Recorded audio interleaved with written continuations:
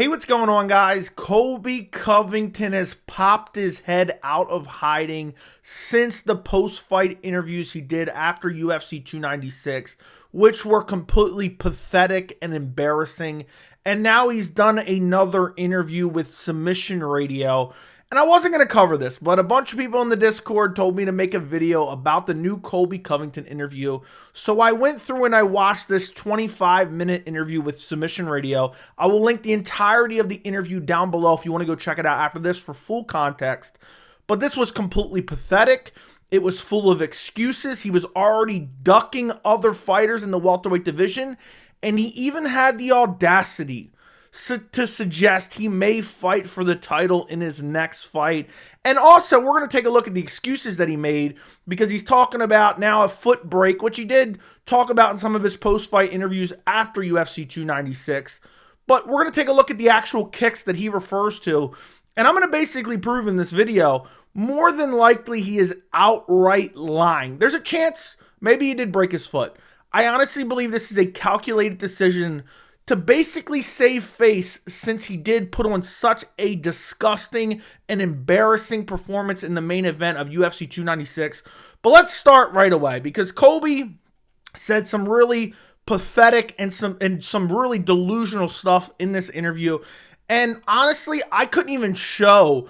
This is a 25-minute interview. There were some ads in there, so it was probably like a 22-minute interview. There was probably 10 minutes of excuses throughout this interview. So we're going to take a look at some excuses and him providing an x-ray of his broken foot. Let's take a listen. I broke my foot right away and couldn't plant or explode off it to use the wrestling and pressure I planned to use. I didn't want to disclose this information until I had the x-rays back home. So he didn't want to disclose this information. He went to the UFC 296 post-fight press conference immediately afterwards, said he was perfectly fine, there was no injuries. But now he has to think of a reason why he's basically claiming this and showing proof 2 months later. It's now February. This fight happened in mid-December. So we're damn near 2 months later. We're a month and a half later. And he has to think of an excuse. Well, why am I only showing these x-rays now 2 months later? And they have it up on the screen. And honestly, I don't want to crap on the MMA media too much. And Submission Radio, from what I've seen, I haven't seen a whole lot. They do decent interviews.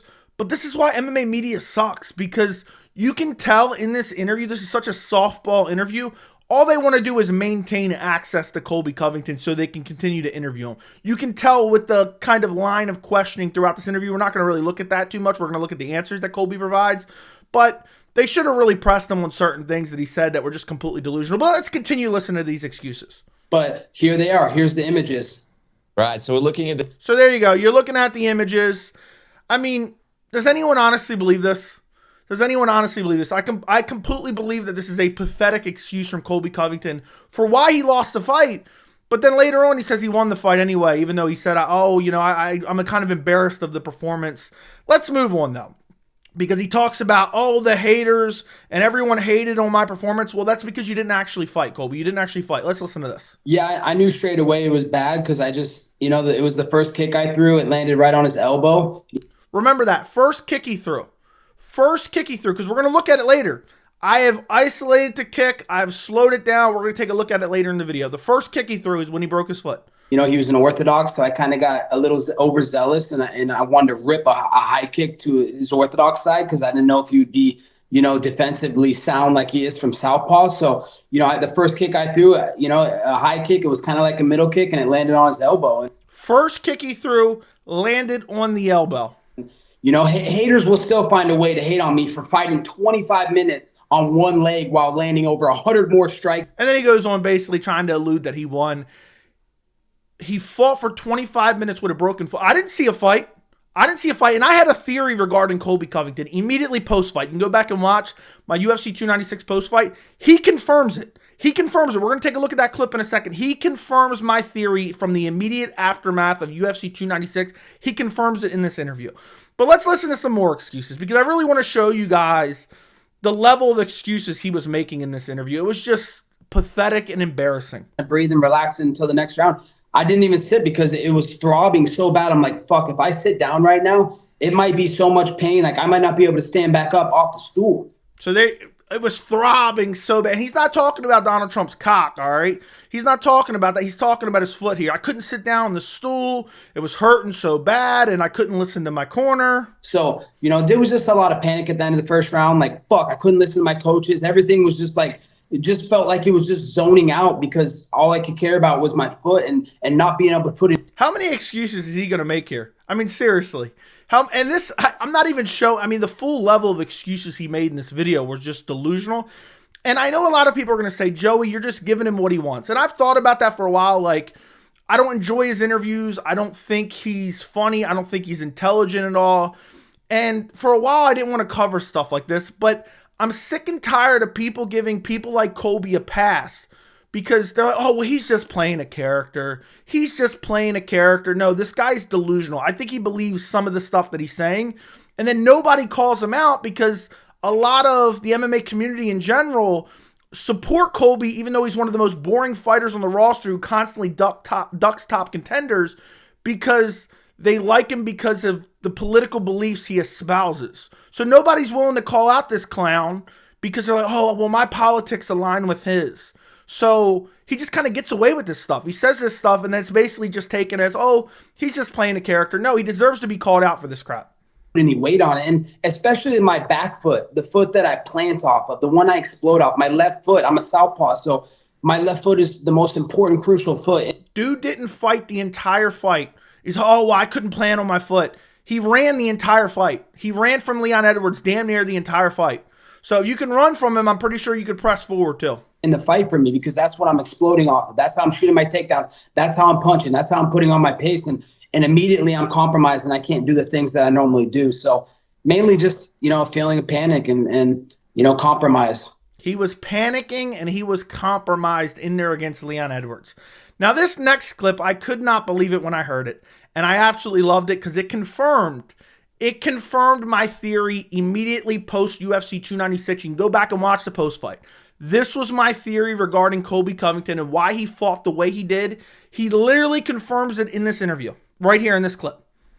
I mean, in the first moment, that it happens, it's like, fuck, dude, like, it's so early in the fight. Like, we're not even a minute into a 25-minute fight. So the first, couple rounds is just survive, Just survive. Just survive. And he doesn't just say that. Listen. Just don't get finished out here, Just don't get finished out here. I talked about it immediately after the fight. Colby Covington fought in a way just to not get meme KO'd. He did not trust his striking because he has god-awful striking. He didn't have the grappling to out-grapple Leon Edwards. He was rusty from being out for a long time. He hasn't really fought any top competition in a literal year since he fought Kamaru Usman. And he went out there after all his trolling and all his shit talk, and he did not fight because he was scared of getting finished. He went out there with the mindset, I don't want to get KO'd. I don't want to get finished. I just want to survive. He didn't fight to win. So we waited for him to get an undeserved title shot just for him to go out there and not even try to win, which is completely ridiculous. And it just ruins the division in general. I know people don't like Bilal Muhammad. I bet you Bilal Muhammad would have went out there and tried to win the title. Colby went out there in an undeserved title shot and didn't fight the entire fight. And he goes on a little bit more here. Listen. On this main stage, don't let this guy, just completely outclass you because you're on one leg. It's about survival, kill or be killed in that moment. It's about survival, kill or be killed. And by the way, Leon Edwards did outclass him. Leon Edwards did outclass him. And he even claims in this interview, robbery. He's still claiming robbery. And I've covered multiple of Colby's interviews afterwards because nobody else will. But he's still claiming robbery, even though he's using the broken foot as an excuse. So let's listen to him scream robbery a little bit more, which I just think is completely hilarious. It's a title fight. So, I doubled the outstrike output on him with one leg, took him down, more control time, more takedowns, out scrambled. I'm so tired of people citing stats in general. The stats are irrelevant. But he had more strikes and he had more control time, so therefore he must have won the fight. I thought I won the fight still on one leg. So, I proved a lot to myself and, I proved a lot to the American people that our will cannot be broken. He proved a lot to the people. He still won the fight on one leg. What a disgrace. How could he think he won that fight? I genuinely think he believes that. I genuinely think he believes that he won the fight. Remember, he was saying, oh, the judges scored it against him because his political beliefs and the judges don't want to give him the decision, which there's no evidence to support that at all. And then here we have some more excuses. I mean, the excuses, and it's crazy. I'm probably showing you 5% of the excuses. If you want to bear through the entire interview, the majority of it is just him making excuses. Here's him talking about his medical prognosis and whatnot. And it had 3 fractures. You can see in this image that it looks like a turkey leg, like it's like a Y. There's a fracture going this way, there's a fracture going that way, and then there's like a fracture going down. So, all right, we get it. Oh, he's got 3 fractures in his foot. He couldn't fight at all, even though he still won, and he still had more strikes and more control time. I mean, this is just an embarrassment. There was 3 different fractures on my midfoot, on the cuneal median bone, and I'm surprised he could even get that out. I'm surprised he could even pronounce that, which is just hilarious. But look at this. And these guys, I'm not trying to crap on the interviewers. They're so, oh, Colby, you're so brave. To go out there and put on a fight and accept all this criticism with a broken foot is just crazy. It's just unfortunate. I feel like I was robbed of a title shot, and that's not what I'm capable of. And he was robbed of a title shot. When he got this title shot, he had 0 ranked wins in the current top 15 of the welterweight division. He had sat out for almost 2 years, a year and a half, and there was other deserving contenders.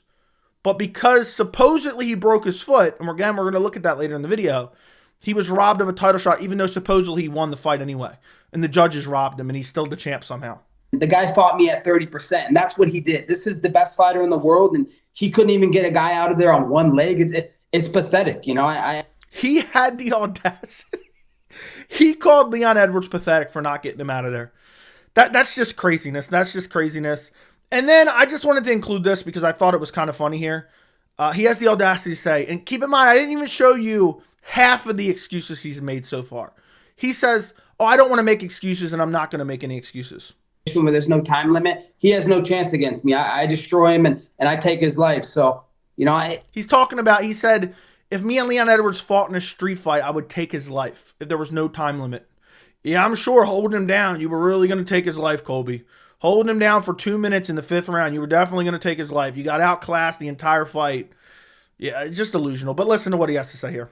It is what it is. I'm not going to look back. I didn't want to make excuses. He didn't want to make excuses. He spent the first 10 minutes of the interview making excuses. I'm not here making excuses. I'm not here making it. Does this guy have no self-awareness? I know this is a bit of a character. I know he looks for a reaction. I genuinely believe he believes some of this stuff. I think he's disillusioned. I think he's trapped himself in this character. I think he's acted as this character for so long, he's starting to believe it himself. I'm going to work harder. I'm going to come back stronger, and the best is yet to come for me. Best is yet to come for Colby Covington. And then he goes on to make even more excuses. But let's skip ahead to a really funny part that I just wanted to include because I thought it was hilarious. He tries to say, don't throw stones if you live in a glass house. He's talking about, the fans basically, and it's just stuff like that. And he just completely butchers it. And it just goes to show how bad his trash talk is. So I thought it was funny to include. Performance. And, like these people, they're just, they're throwing, glass rocks out of they're throwing glass rocks, apparently. People are throwing glass rocks at Colby Covington. Throwing stones out of a glass house. These guys, they don't go to work if they're sick one day. Oh, you got a guy like LeBron James, he gets cramps. You won't see him for a month in the play. He's talking about LeBron James not showing up for a month, right? I don't know if that's true or not. I don't watch basketball. This is the same guy that sat out for a year and a half after he beat the dead body of Jorge Masvidal in a boring decision. He sat out for a year and a half, waiting for another undeserved title shot. So completely delusionally butchered the trash talk there. And then he talks about Dana White. And I actually love this clip. I thought this clip was pretty funny because they ask him, Dana White was very critical of you. Have you talked to Dana White? And Colby's always acting like him and Dana are on such good terms and he loves Dana White in the UFC and he sucks off the UFC quite a bit in this interview, which whatever, if that's his experience, that's fine. But listen to what he has to say about Dana White. I haven't been able to be in touch with him. He hasn't talked to Dana at all. Dana doesn't give a shit about Colby after that performance because it was a shitstorm performance. Shit-stained performance. It was an embarrassment to the company. They built up this big card. They supposedly had this mega main event. Colby talked all this crap about people's dead fathers and whatnot, all for him to go out there and literally avoid the fight. That turned away fans. UFC 296's main event turned away fans. I'm in touch with, Hunter Campbell, and, they're aware of what's going on. I wasn't able to talk to you guys because you've been on break. So there you go. He hasn't talked to Dana. You get the point. And now he's asked about potentially who does he fight next? He's basically led kind of, Ian Machado Gary's calling you out. He's already basically ducking Ian Machado Gary from the jump. He does say whoever the UFC wants me to fight, I'll fight. But he basically begs for Wonderboy Thompson. And we'll look at one more clip on top of this as well. Whatever the UFC deems necessary, there's a lot of options. Oh, wait, I forgot. Colby Covington in this clip here that I'm going to show you, for the first time in his entire career, said something funny. And he gets no credit for it, and I'll explain that in a minute. Boy, we got Gilbert coming up, that fat lesbian, just like... Look, that's actually funny. But the reason I don't give Colby any credit for that, he stole that from Conor McGregor. So Colby's asked about Ian Machado Gary. He immediately starts to steer the conversation. He's also asked about Shavkat. We're not even really looking at that. Said he hasn't turned down a fight against Shavkat. That was clickbait, weird like Twitter news that weird Instagram accounts are promoting. I don't believe he was offered a fight against Shavkat yet. There's no credible sources reporting that. But he immediately steers the conversation away from Ian Machado Gary towards Gilbert Burns and Wonderboy Thompson. Listen to this.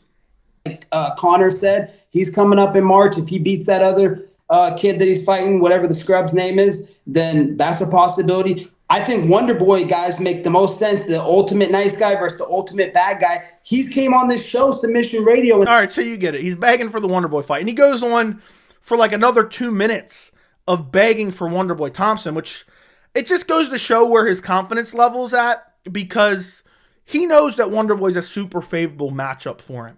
And he knows, like, if you look at the top 15 of the welterweight division, at least the top 10, he's looking at it. Colby's not completely dumb. He's like, oh, Wonderboy's a dead body. Wonderboy's got out grappled by everyone. And he's saying, oh, Wonderboy talked all this shit, and he begs for the Wonderboy fight. And it's completely embarrassing, because he knows, okay, that's a super favorable matchup for me to get me back on the winning track. So it just shows where his confidence level is after his loss to Leon Edwards, where he got completely outclassed. And he's 35 years old. He's been inactive for the last few years. He doesn't have a win against pretty much anyone relevant at all. He's just waiting for veterans who are over 35 and on losing streaks to potentially, take a fight against him. And then he's asked in this next clip, are you rooting for Ian Machado Gary against Jeff Neal so you can get that fight next? Immediately starts ducking him and immediately starts begging for the Wonderboy fight again. I have no idea. I've never watched the Busboy fight. He's talking about Jeff Neal there, calling him Busboy. Other than when he got destroyed by the Wonderboy. So that's why I want to fight Wonderboy, because he's at the top of the division. See? Immediately diverts towards Wonderboy. Says Wonderboy's at the top of the division. What an embarrassment. Two guys that have been the top of the division for the longest, and we need to square off. He's had things to say, but... Look, he needs to square off with Wonderboy. I mean, am I crazy? I know people think, oh, you just hate Colby. Is this not pathetic? This is the equivalent of Grant Dawson begging for Tony Ferguson right now. That's the equivalent. I know he did it a couple times. Even then, it was pathetic. But Colby's looking at Wonderboy, and he's like, oh, that's an easy win. Let me get that Wonderboy win. He doesn't want Shavkat. Even at the post-fight interview, where he was asked about Shavkat immediately in the aftermath of UFC 296, where he never mentioned a broken foot at all there. He said, oh, I'm not fighting Shavkat. Nobody knows who Shavkat is. But then he immediately said, Shavkat should get the next title shot because the fans want that fight. But he doesn't want to fight Shavkat. He should want to fight the biggest name for the biggest paycheck that makes the most money for the UFC, according to him.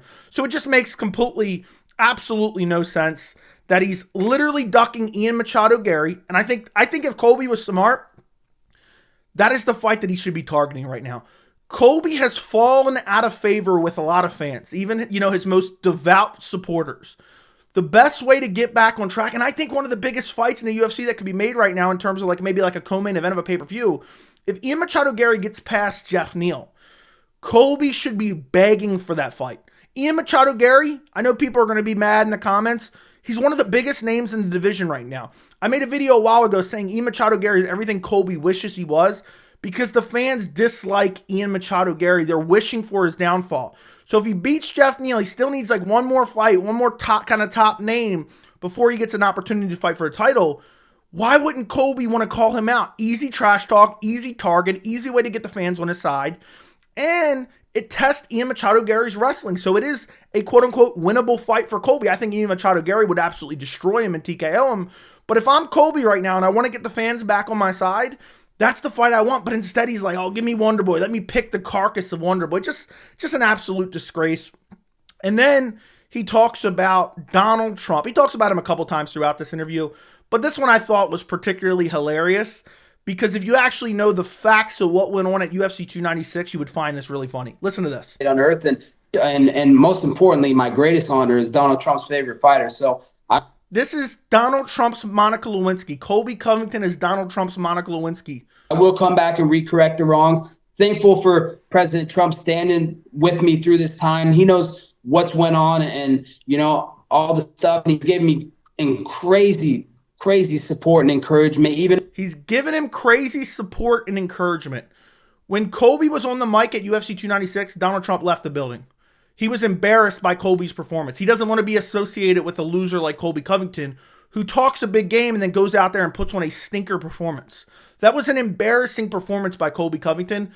Trump left. There's video. It's not me making this up. Trump was leaving the building as Colby's talking on the mic because he was embarrassed to be associated with Colby Covington. So to act like, yeah, he's really stood with me. He stood with me and he's encouraged me and this and that. He doesn't even like you, bro. I don't even think he likes Colby, to be quite honest, because Colby's a loser. That's why he doesn't like Colby. So anyway, this last clip we're going to take a look at before we get into the actual kicks is him talking about when he's coming back. And he alludes to potentially getting a title shot here, which I thought was just crazy. He's talking about he's going to come back in the summer and people are going to cry because they're going to say he doesn't deserve a title shot. Listen to this. Yeah, thankfully no surgery. And, I'll be back in no time. By summer, for sure, I'll be back ready to main event. So by summer, he'll be back ready to main event. So there's news there. He wants to fight this summer. If Ian Machado Gary beats Jeff Neal at UFC 298 in a couple weeks, it lines up perfectly. Book Ian Machado Gary versus Colby Covington. It'd be a hell of a build-up. Do the biggest and best business in the UFC. And, for sure this summer, people are going to be shocked. It's going to be the nerd apocalypse. There's going to be so many fucking snowflakes out there crying, having all their nerd tears out there. Oh no, Colby's title shot. He doesn't deserve it. He hasn't beat no contenders. I'm the greatest. All I've done is. So there you go. He says he's the greatest, and everyone's going to be crying if he gets a title shot. Yeah, why wouldn't people be pissed? In any semblance of a meritocracy, in what world does Colby Covington even remotely deserve a title shot? He should have to get 2, 3, maybe even 4 wins, depending on who he fights, to get a title shot again. He's already had 3 title shots. He's lost all 3 of them definitively. I know people say the second fight against Usman was close. Usman clearly won that fight, in my opinion. Now, I want to take a look, before we get to the actual kicks, which I have slowed down so we can really take a look at Colby absolutely being full of shit. I want to take a look at one thing he said at the post-fight, because this is him immediately in the aftermath of the fight, pretending like he's perfectly fine and basically, he can fight next week because, he's not injured at all. He doesn't even feel like he's been in a fight. But yet, apparently he has 3 fractures in his foot, and it was so, painful and brutal. He couldn't sit down on his stool at all. So let's listen to that. I need to get my timing back, and I will. I'll go back to work. I know what I need to work on, and, I held back a lot in that fight. So I don't even feel like I was in a fight, I held back in that fight. I didn't even feel like I was in a fight. So he admits right here he held back in the fight. It feels like I just was in fucking a practice round, so... I'm a lot better than that, and. So he knows he put on a disgraceful performance. He held back a lot in that fight. What a disgrace. He didn't mention the broken foot here. I truly believe, and we're going to take a look at these kicks. I truly believe Colby, he did the interview afterwards, and one of the most pathetic, disgraceful performances in MMA at UFC 296 was when he arguably won the 5th round. I think there's a case you can make that Leon won that 5th round. He got some control time because Leon Edwards kind of made a mistake, ended up on bottom. Colby had his moment for 2 minutes to do some damage to Leon Edwards, look for a submission against Leon Edwards, and Colby laid on top of him, literally doing nothing. And then the second the horn sounded, he jumped up and raised his hands up like he won the fight. like he won the fight, jumped up, pranced across the cage. Didn't matter that he had a broken foot then. And then I think he saw all the backlash from the fans. A lot of his actual supporters abandoned ship. They immediately jumped ship. They said, let's go support Sean Strickland instead because this guy's a disgrace.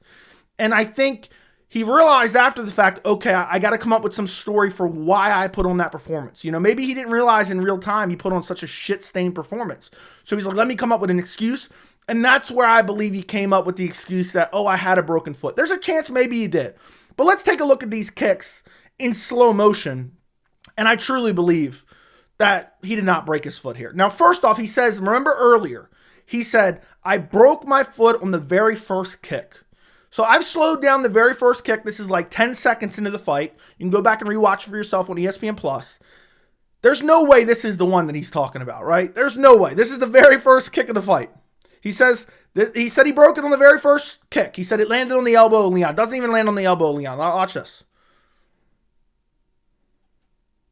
He broke that. He broke his foot with that. Let's watch that again. He broke his foot on that. Now, to be charitable to Colby, because maybe he's exaggerating a little bit, there is a second kick about a minute in, a little over a minute in, I believe it was, that I'm going to show you here in a second in slow-mo as well. I think this could be the one he's talking about, but even this one, he doesn't even throw it full power. It's not like it lands on the tip of the elbow. This is the one I think he's most likely talking about, but still, I mean, seriously, he wants us to believe that this is anything more than an excuse. I believe this is 100% a cop-out and excuse because of the fan backlash. Watch this. So here's the second one. This is about a minute in. I think this is the one he's talking about, but this is the second head kick in the fight. He does lean into it a bit, but it's not like full power or anything. That's what he's saying. That's what he's saying. Hold on, let's watch that one more time. This is what he's saying. Broke his foot. Let's watch it one more time. That little kick on basically the bicep kind of forearm area of Leon Edwards. We'll watch it one more time in slow-mo. That's it. That's it right there. That's how he supposedly broke his foot. That's being charitable right there. I 100% believe that this is just a calculated excuse by Colby Covington to try to get some fans to come back to his side, to some fans to be like, Colby broke his foot and that's why he didn't fight at all at UFC 296. I truly believe that's what he's trying to do here, and I hope it does not work. People should abandon this guy in masses because all he does is beg for undeserved title shots and handouts. Every single fight he loses, he just makes nothing but excuses. The Usman fight, the first Usman fight where he got his jaw broke, which, by the way, there was x-rays for that, and he said those x-rays were fake. So obviously Colby's very, familiar with fake x-rays. But after that fight, he made nothing but excuses and said Mark Goddard was against him and it was fake nut shots and this and that. Excuses after excuses. Then he fights Usman again and he says he was robbed and more excuses. And now he loses to Leon Edwards, gets outclassed, gets another undeserved title shot. And it's just some excuses. And he didn't even try to fight. I can't respect it at all because he did not even try to fight whatsoever. So we waited from March to December to give Colby an undeserved title shot, all for him to go out there and run the entire fight. And then he claims broken foot. I think it's a hoax. I think he's a fraud. I think it's nothing but an excuse. Let me know what you guys think down in the comments. Don't forget to like the video. Don't forget to subscribe to the channel. And thank you so much for watching.